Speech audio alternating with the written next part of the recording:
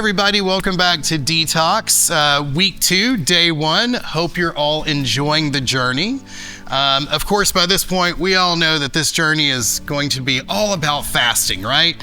And now we're in week 2, and this is where it's going to start getting real. But before we dive into that, let me start by just telling you what we're going to go over in this little segment today. Today, we're going to talk a little bit about solitude. Solitude is one of those things that sometimes we can mistake solitude for isolation. I know I have, for sure. In this day and age, right, we're so connected, right? And I think that the intention of a lot of these apps that we have, such as Facebook, there's so many others. Of course, most of them are escaping my mind right now, but you definitely know what I'm talking about, you know, Facebook or TikTok or any of those things. It's to help us kind of fill up some time when we're generally by ourselves. I mean, usually that's the time that I do it. It's usually when I'm alone. There's no conversation going on or anything like that with someone that's sitting across from me. So what will I do? I'll whip out the old phone, and helps me to feel in some way connected. And so those can be moments where we feel isolated, right? Whereas what we really may be in is solitude. So let me kind of tell you a little bit about that, okay? For me, I've had some personal experiences with this, okay? I have had experiences where I got bad news. Matter of fact, it was some of the worst news I could have ever received. And in that moment, all I wanted was a connection with someone to share the experience that I was going through in that moment. And so I picked up my phone and I dialed the first person's number. Well, they didn't answer. I reached out to the second person, no answer. Third, fourth, fifth, all of like the main people I would want to talk to in this particular moment. Because in that moment, my world was completely falling apart. And I just wanted to have someone to talk it through with. Someone to share in that experience and to help me to work through it, to talk to about it. No one answered. No one was picking up on that particular day. And I, in that moment, felt completely isolated and utterly alone. So in that moment, what did I do? Well, I turned everything that I wanted to share with whomever would have potentially picked up that phone call. I turned it to God. And so while I felt isolated in that moment because I couldn't contact anyone to talk to, in hindsight, because let me tell you, at the moment, I didn't feel this particular way. But in hindsight, I felt like it was more of a moment of solitude.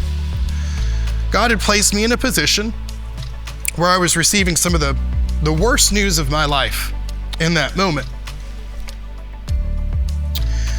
And no one answered the phone that I would have been able to talk to and share the experience with, and hoped for feedback that would have made me feel better. As opposed to that, I was in a moment of solitude where the only person I could turn my cares to was God. Now, in that moment, I felt like I had been honestly abandoned by Him, right?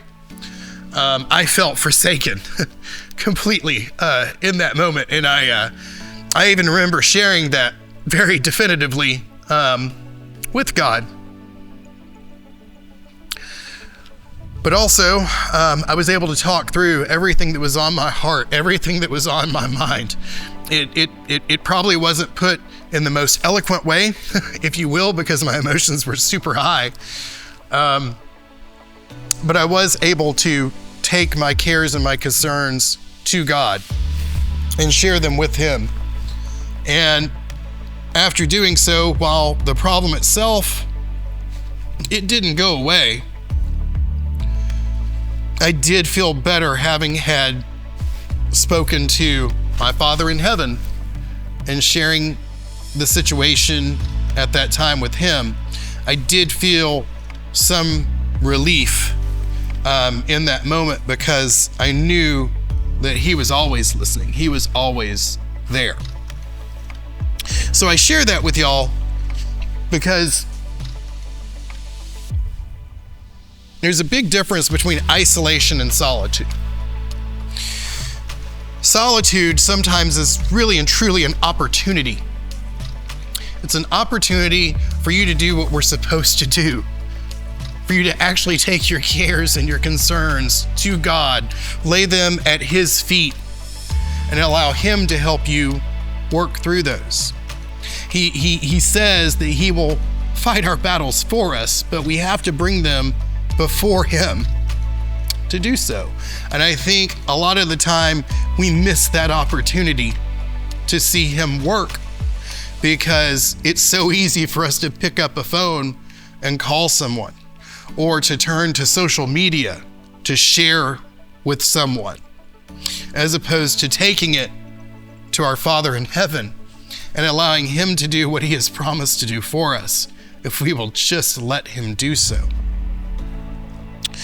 So again, there's isolation, which sometimes we feel that way, but we should look at more as an opportunity to have solitude. If you want to kind of look into it a little bit, I would direct you to Matthew chapter 4, or even Moses in Exodus, or Elijah in 1 Kings. If you would like to look at any of those, you're going to see moments of solitude. Jesus, in Matthew chapter 4, Jesus is in the wilderness, and he's alone, but yet he's not alone, because he does have his Father in heaven that he is able to communicate with, take his cares and his concerns to, that he can share with. And it just, for me, I wish that we would see those moments that we consider isolation as more moments of solitude and an opportunity to communicate with our Father in the stillness, in the quiet, in the moments that we feel alone, because honestly, we're never really alone if we'll truly listen to his words and to what he's told us. So maybe that sets up a challenge that's coming your way, and I'm gonna just kind of leave you with that. But again, isolation versus solitude, and what a gift solitude can be if we would just look at it that way and do what we should do. We just take our cares and our concerns in those moments to our Father in heaven.